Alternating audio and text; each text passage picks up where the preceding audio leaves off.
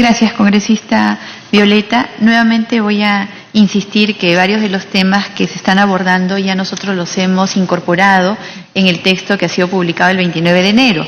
Por ejemplo, en el artículo 102A, literal A, expresamente ya, congresista, se ha excluido a los jueces supremos. Ya nosotros, por supuesto, esa discusión la hemos tenido y ya ha sido superada.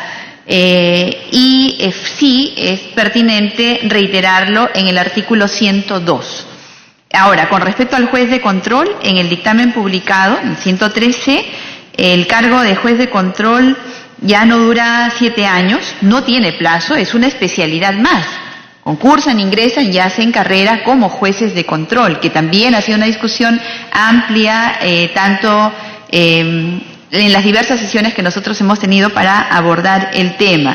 No tiene plazo, está sujeto a las evaluaciones de desempeño que se aplica a todos los jueces, es decir, se constituye, insisto, en una especialidad más dentro de la carrera judicial. Esos dos temas ya han sido superados en el debate. Congresista Javier Velázquez. Muchas gracias, muy buenos días al doctor Lecaros. Siempre los gobiernos han utilizado el cuestionamiento de la Administración de Justicia como bandera para legitimarse, pero nunca se han preocupado para hacer una evaluación, un mapa de evaluación de la Administración de Justicia en el país. Nunca nos han presentado indicadores y nunca han sido capaces de pedirle al Poder Judicial indicadores. Por ejemplo, esa información que el doctor Lecaros nos trae ahora muestra, en primer lugar, dos cosas: que todos los que decimos que la sociedad civil es la más transparente, la que más impulsa, lo que estamos viendo es que desde el constituyente del 79, el haber generado un organismo extraño fuera del Poder Judicial para nombrar jueces, ha fracasado. Y estamos volviendo a repetir la historia por la precipitación de una reforma constitucional. Entonces yo creo que estamos haciendo una, Presidenta, y quiero decir, estos proyectos de ley fueron presentados en agosto del año pasado, antes del referéndum. Y el proyecto de la Comisión de Justicia es inaceptable, tiene un tufido, un contenido de gobierno intervencionista de crear una superintendencia. ¿En qué parte del mundo hay una superintendencia? Entonces, creo que no hemos hecho un diagnóstico, y no es novedad lo que se ha planteado en los proyectos de ley que lo levantan como que es una creación del Poder Ejecutivo. Eso está recogido, y mal recogido, del informe de Seriajud del año 2004. Ni siquiera se han actualizado cifras, ni se han actualizado un mapa de los problemas de la Administración de Justicia y de indicadores. Dicho eso, Presidente, ya que estamos impulsando esta norma, quiero hacer algunas sugerencias. Yo creo que por la condición, está bien que el jefe del órgano de integridad y control esté adscrito al Poder Judicial. Tienen que ser, bueno, a pesar que, aunque le demos autonomía administrativa, económica, funcional, tiene que estar adscrita. Y por eso creo que las faltas graves por las cuales debe ser removido por la Junta Nacional de Justicia no pueden estar en un reglamento, tienen que estar en la ley. Y tienen que estar en esta ley. Entonces, dejar librado a que un reglamento se establezcan las causales de falta grave para remover, para que la Junta Nacional diga, oye, alcánzame el reglamento de la Comisión de Integridad para ver si ha cometido o no falta grave. No, tiene que estar en la ley, porque no podemos estar de ninguna manera removiendo a la autoridad de control y de integridad por causales que estén en una norma que no tiene una jerarquía de ley. Es por el principio también de legalidad y por una sugerencia que hago con relación. Ya creo que en el debate hemos superado, creo que los jueces contralores tienen que tener una línea de carrera, porque va a ser poco atractivo. Como bien lo ha dicho el doctor Lecaros, 3 años no hace atractivo. También a un juez titular que les pide requisito de 10 años, que tiene toda una línea de carrera, inclusive para reemplazar al doctor Lecaros, tú le dices puedes estar 7 años, luego 7, después sale de la carrera, no es un estímulo, más bien es un desincentivo. Por eso está bien que haya una línea de carrera como la que hemos planteado en el tema del proyecto del dictamen. Entonces, creo que las sugerencias que se han planteado, Presidenta, están en la línea. A mí sí me parece, de verdad, no soy pesimista, pero crear esa autoridad sin haber hecho un diagnóstico del mapa de la justicia y indicadores y dónde debemos reforzar. Ahora estamos creando una autoridad de control de integridad con un consejo directivo y toda esta implementación se la cargamos al Poder Judicial. O sea, como al Poder Judicial le sobran los recursos, ahora no sé de dónde va a sacar, va a desactivar la Sala Nacional, va a desactivar los jueces especializados en otra cosa. O sea, siempre el gobierno envía, con el fin de marcar una línea de preocupación por problemas que tienen que ver con las encuestas, dice, hay que hacer esta autoridad. Pero yo quisiera, Presidente, que en el debate se pueda decir de dónde van a salir los recursos para implementar esta autoridad.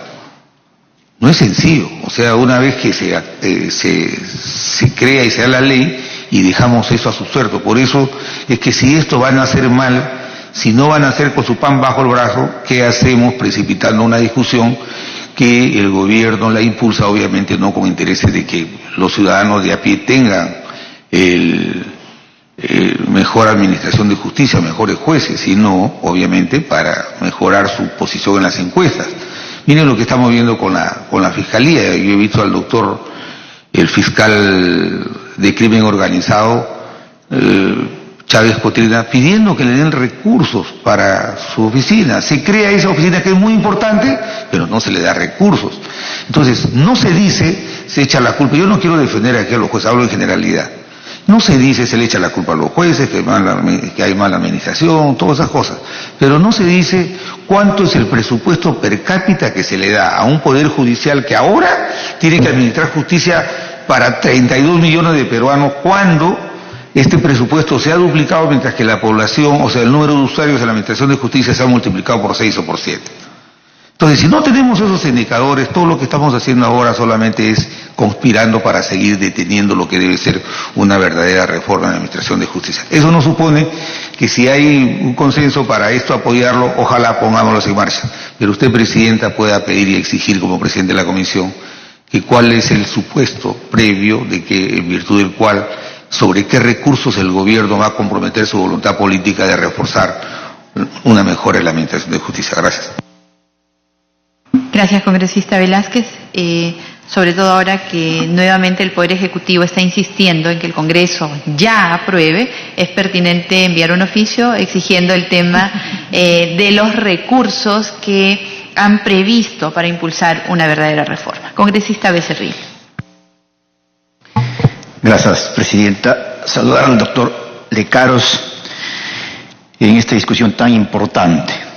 Yo creo que uno de los temas más álgidos del sistema judicial ha sido justamente el control que tiene que hacerse a jueces y fiscales.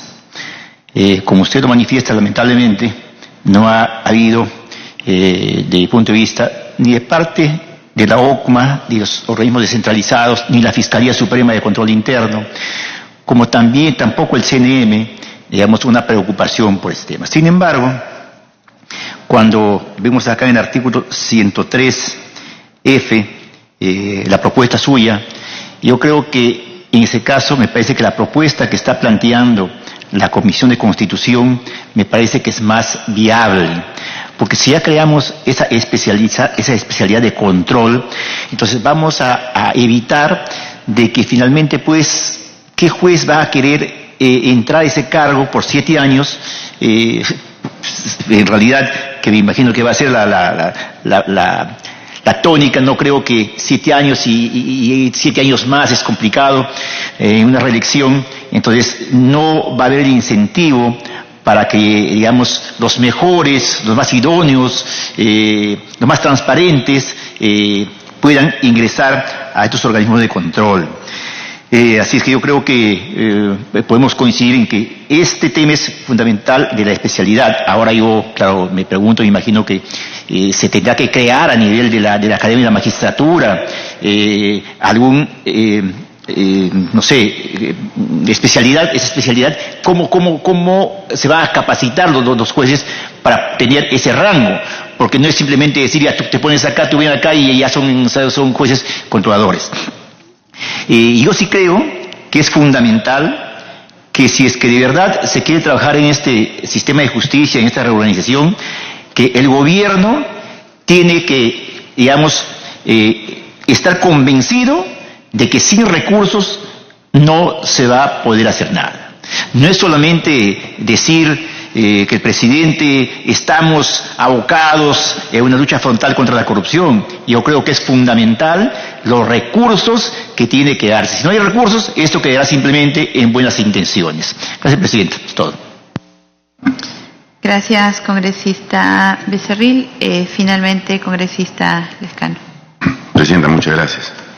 Saludar al presidente del Poder Judicial, señores parlamentarios. Yo creo que en este tema hay que hacer definiciones muy concretas, importantes a la vez.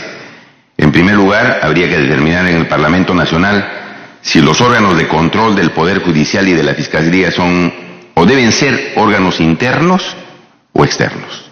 Porque en esa coyuntura estamos. La Comisión de Justicia ha determinado que sea una superintendencia adscrita a la Junta Nacional de Justicia, quienes deben controlar en un solo órgano al Poder Judicial y al Ministerio Público en las labores que vienen cumpliendo los magistrados de ambas instituciones, de un poder del Estado y de una institución constitucional autónoma como es el Ministerio Público. Entonces, entiendo que el doctor Lecaros, como presidente del Poder Judicial, prefiere que el órgano de control siga manteniéndose dentro de la esfera del Poder Judicial, a efecto que no haya interferencias, a efecto que haya cuidado de su autonomía y que no sean otros órganos los que puedan estar chequeando la conducta de los jueces. Esa es la posición, obviamente, del Poder Judicial. Y el Congreso tiene que evaluar adecuadamente para tomar una determinación si varía el modelo o mantiene el modelo en el control de los jueces. Una tarea importante que tiene que hacerse en mérito a los intereses de la ciudadanía. Entonces yo creo que es un punto, señora presidenta, que hay que analizarlo cuidadosamente, dado que esta posición de mantener el órgano de control interno está dada en la Comisión de Constitución y ya hay un dictamen aprobado en la Comisión de Justicia que dice todo lo contrario. Y hay que tomar la mejor decisión por los ciudadanos, porque hemos visto en estos últimos años, como usted bien sabe, doctor Lecaros, la gravísima corrupción que ha invadido a instituciones que debían cautelar los derechos de los ciudadanos y no cautelaban el derecho de los ciudadanos, sino que traficaban con la justicia. Eso nadie lo puede negar. En segundo lugar, si es que se opta por un modelo de control externo, deberán intervenir magistrados en ejercicio, deberán intervenir ex magistrados del Poder Judicial o personas ajenas a estas instituciones. Eso se tendría que definir. Y si se opta por el órgano de control interno, obviamente que habría que definir entre dos alternativas también. Si los miembros del órgano de control tienen que ser jueces en ejercicio, que de alguna manera tienen pues relaciones laborales e incluso amicales por el trabajo que realizan, o podrían estar integrándose a este mecanismo de control ex magistrados del Poder Judicial para que haya mayor independencia en sus funciones. Podría ser una alternativa. No queremos escuchar la opinión del presidente del Poder Judicial el día de hoy. En tercer lugar, señora presidenta, habría que establecer las sanciones que tiene que establecer el órgano de control, sea externo o interno, ¿no? Porque ya sabemos que la Junta Nacional de Justicia tiene algunas funciones respecto a la conducta de los jueces, pero este órgano de control tendría que tener algunas otras alternativas de sanción viendo la experiencia pasada, porque hemos tenido que esperar, señor presidente del Poder Judicial, la reconfiguración de algunas instituciones o a veces la decisión del Congreso para sancionar algunos casos de corrupción. Habría que ver en algunos casos urgentes si este órgano de control puede tener facultades excepcionales para tomar determinaciones en caso de inconductas funcionales que sean graves, que creo que en este momento no las tienen. Entonces, el tercer tema diría, ¿qué piensa el presidente del Poder Judicial a efecto de establecer mecanismos excepcionales en casos de inconductas funcionales graves, como recientemente ha visto el Perú, ¿no? Caso de Inostroza, el caso de Ríos, que hablaban con políticos, que hablaban con miembros del ex Consejo Nacional de la Magistratura, y una mafia organizada que lamentablemente nosotros sentimos, señor presidente del Poder Judicial, que sigue funcionando. No está desactivada, sigue funcionando. Y el reto del Perú es desactivar completamente estas mafias. Entonces, respecto a las sanciones que pudiera establecer el órgano de control interno o externo, aún interno, ¿qué otras facultades necesita el Poder Judicial?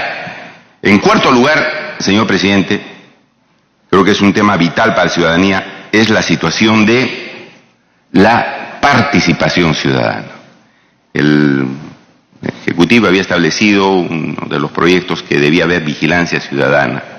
¿Cómo lo ve usted que la ciudadanía organizada de determinada forma vigile pues cómo están cumpliendo sus labores los jueces y los fiscales?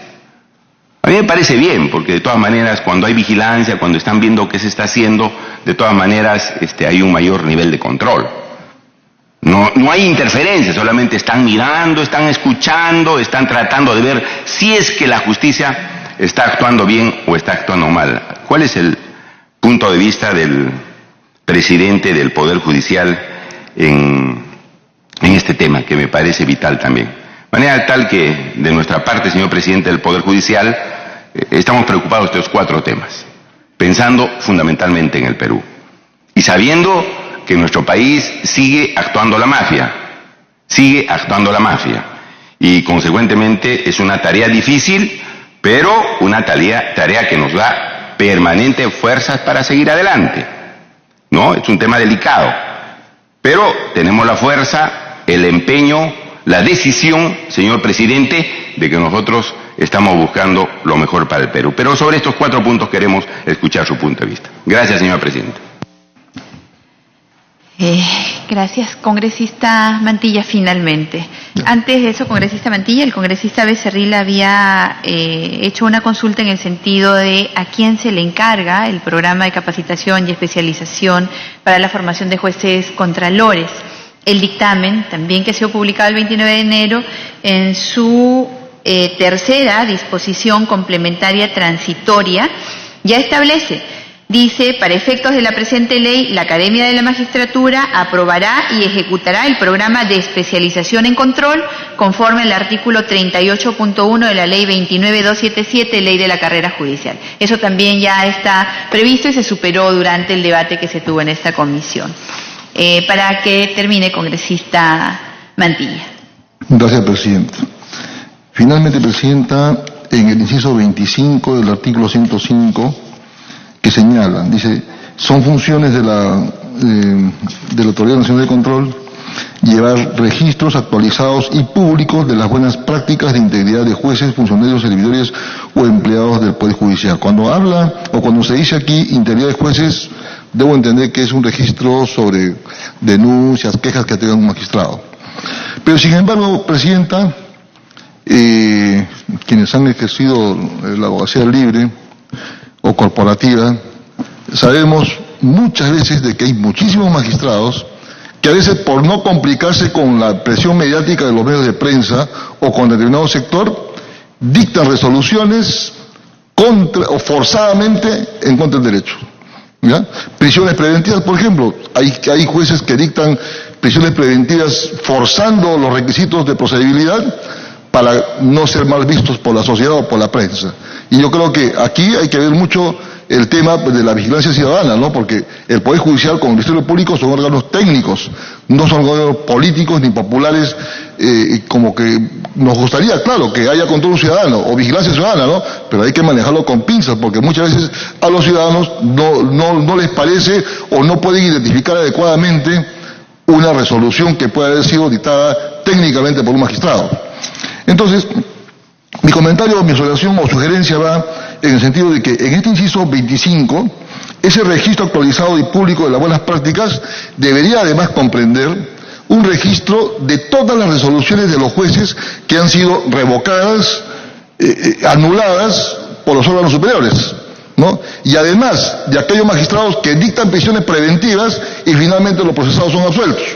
Porque hay muchos jueces, como digo, que dictan, bueno, hay jueces especialistas, pues, como se dice en el término,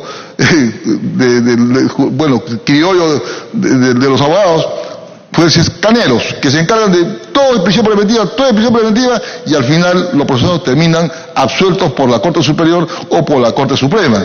Entonces tampoco se quiere jueces en esas condiciones. Entonces yo creo que aquí debería llevarse un registro de cada magistrado, ¿no? De cada magistrado, para ver qué tipo de resoluciones dan y en qué terminaron esas resoluciones. Muchas gracias. Gracias, congresista Mantilla. Estamos recogiendo también lo que usted está diciendo para estudiarlo y ver de qué forma se puede incorporar un seguimiento sin que esto vulnere la autonomía que tienen los jueces en el ejercicio de su cargo, pero de hecho es una discusión que es interesante. Finalmente, doctor. De ninguna manera, congresista. Están estrechamente vinculados. Doctor Lecarro. Bien, sí. Respecto al reclamo que hace la congresista Lourdes Alcorta de las malas sentencias o resoluciones, mi despacho, como a ella le consta, está totalmente abierto a cualquiera de los congresistas para recibir estas quejas o denuncias verbales respecto a la conducta de los jueces o resoluciones que emiten, e inmediatamente tenemos nosotros en el Poder Judicial una dependencia del Observatorio Judicial que está detrás de todas estas cosas. Y por ejemplo, en un caso que la congresista me transmitió su inquietud de la absolución de unos presuntos terroristas, ¿no? Ya se averiguó, y este señor absuelto tenía 2 condenas de cadena perpetua, de modo que ya más cadenas perpetuas creo que ya sería absurdo poner 3, 4, 5 cadenas perpetuas. El señor se queda hasta su muerte en la cárcel. Bueno, se habló también de que en Limas un señor Chan había declarado fundado un habeas corpus de un funcionario de SAU del Perú. Ahí la Corte Suprema está preparando un proyecto de ley que les agradecería puedan estudiarlo y en su momento apoyarlo, que es en el siguiente sentido. La acción de amparo, antes había un gran abuso de ella porque para abrir casinos en Lima se iban pues a la selva, interponían una acción de amparo y el juez de la selva autorizaba la apertura del casino. Esto ya se ha remediado estableciendo que el juez natural o competente para la acción de amparo es el juez del lugar donde se producen los hechos, donde se producen sus efectos, ¿no? Entonces ya queda muy limitado la acción de amparo. Sin embargo, el habeas corpus no tiene esta limitación. El habeas corpus puede interponerse ante cualquier juez del país. Y esto está ocasionando graves irregularidades y abusos. Hay jueces, por decir, en el último distrito del Perú, jueces incluso supernumerarios o provisionales, que anulan ejecutores de la Corte Suprema. Y declaran nula la ejecutoria de la Corte Suprema y poco falta para que digan que los procesen a los jueces supremos, porque obviamente son jueces que están conversados pues con la parte. Entonces creo yo que esta facultad de que pueda interponerse el habeas corpus en cualquier lugar del país debe ser recortada, sin que esto limite pues el derecho a la libertad, que es fundamental en las personas, pero de alguna forma tiene que reglamentarse. No puede permitirse que cualquier ciudadano vaya pues al último juez del país y consiga pues la libertad de cualquiera de los políticos o la gente que está detenida actualmente se va a Quispicanchis y el juez impone un habeas corpus y lo den la libertad, ¿no?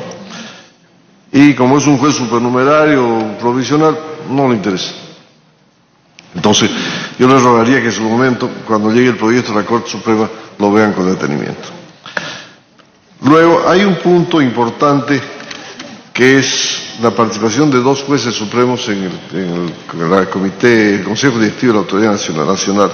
No se dice en la ley si son a dedicación exclusiva o son en adición a sus funciones.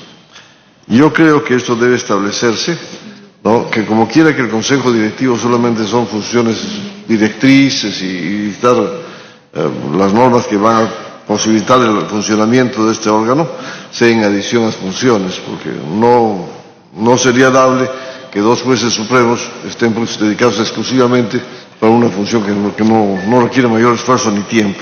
Entonces, que se especifique en la norma que estos jueces supremos son en adición a funciones jurisdiccionales. En cuanto a los 7 años que serían ratificables como cualquier juez, creo que el Poder Judicial encuentra bastante razonable el nuevo texto que se ha aprobado por la Comisión y no ponemos mayor objeción y en todo caso retiramos esa propuesta del plazo, ¿no? Bueno, no, 7 años de los jueces normales, de los jueces contralores, ¿no? Como cualquier juez. Como cualquier juez. Así es. Pues el congresista Johnny Lescano planteó 4 puntos. El primero de ellos propuso que los jueces jubilados sean parte de este organismo de control. Esto no me parece muy viable por lo siguiente. Los jueces jubilados honestos generalmente salen a los 70 años de edad. Entonces ya no podrían volver a regresar a la carrera judicial ni siquiera como jueces contralores, ¿no? Los que salen antes de los 70 años de edad son o porque están destituidos, porque renuncian para evitar la destitución, cuando se ven ya que lo están descubriendo, renuncian para evitar la destitución, o en su defecto porque se les presentan mejores oportunidades de trabajo en la empresa privada. Entonces, si eso es así, obviamente los destituidos o los que salen para evitar la destitución, sería pues absurdo que se les llame, y los que han conseguido una mejor oportunidad de trabajo en la empresa privada, sin tener 70 años, no van a regresar al Poder Judicial. Obviamente sería ideal que algunos jueces jubilados o cesantes, pues, que con menos de 70 años pudieran postular, ¿no? Pero va a ser muy difícil conseguir a las personas. Luego, se habló de las inconductas graves, ¿qué remedios se puede poner cuando se detecta una inconducta grave? Bueno, actualmente la OJMA, y también entiendo que esta autoridad de control que se pretende, que se va a crear, no puede imponer las medidas cautelares de suspensión cuando se prevé que va a ser destituido el juez. Es decir, si la gravedad del hecho es de tal magnitud que se hace una prognosis de destitución y hay pues alguna prueba que sea así, la OJMA actualmente suspende hasta por 6 meses, renovables por 6 meses más al juez, y entiendo que la misma facultad va a tener este órgano de control que se va a crear. El problema viene con los jueces supremos. Con los jueces supremos, quien tiene la facultad de sancionarlos, investigarlos y demás, es la Junta Nacional de Justicia, antes el CNM. En este momento no hay ni CNM ni hay Junta. Entonces, hay jueces supremos X que de repente podrían merecer una suspensión, una medida cautelar, pero no hay quien se le imponga. Entonces, el Poder Judicial, la Sala Plena presentó un proyecto de ley al Congreso pidiendo facultades para que mientras se restablecía el CNM o se creaba la Junta Nacional de Justicia, la Sala Plena de la Corte Suprema pudiera tomar estas medidas cautelares cuando se tratase de jueces supremos, pero lamentablemente ese proyecto de ley ha quedado archivado en el Congreso, por lo menos está en la congeladora, ¿no? De modo que, como dije a algún periodista hace días, estamos atados de manos, no podemos, así sepamos que hay un juez supremo que está portándose mal, no tenemos facultad legal para tomar ninguna medida, mientras no se cree la Junta Nacional de Justicia. En cuanto a la vigilancia ciudadana, efectivamente nosotros creemos que el mejor control contra la corrupción es la transparencia. La transparencia hace que cualquier ciudadano desde su casa, por el televisor o por internet y demás, esté vigilando la labor de los jueces. Ya se ha comenzado con el canal Justicia TV, que seguramente todos ustedes han visto en alguna oportunidad, a transmitir las audiencias de los casos más emblemáticos en vivo. Y ha tenido tal acogida este canal, esta transmisión de audiencias, que en el caso de una lideresa política, su audiencia tuvo más rating que el Mundial de Fútbol. De modo que la ciudadanía está interesada en estos asuntos judiciales, y obviamente si se transmite por televisión en vivo y en directo, con algunos conocimientos de derecho, no muchos por supuesto, podrá establecer si los jueces y los fiscales están actuando bien o están actuando mal. Por otro lado, he hecho un ofrecimiento en mi discurso de apertura que no solamente se van a transparentar los asuntos jurisdiccionales, sino también los administrativos. Para agosto el gerente general me ha ofrecido, se ha comprometido que todo el aparato administrativo del Poder Judicial, todos los procesos de compras, etcétera, etcétera, van a estar en Internet y además supervisados en directo por la Gerencia General y la Oficina de Control Interno que depende de la Contraloría General de la República. Es decir, si en Sicuani la Corte del Cusco decide comprar equipos de cómputo, ¿no?, todo ese proceso estará transparentado en Internet y estará supervisado sin interferir, por supuesto, porque son unidades ejecutoras por la Gerencia General y la OSI. De modo que, repito, la transparencia es el mejor remedio contra la corrupción.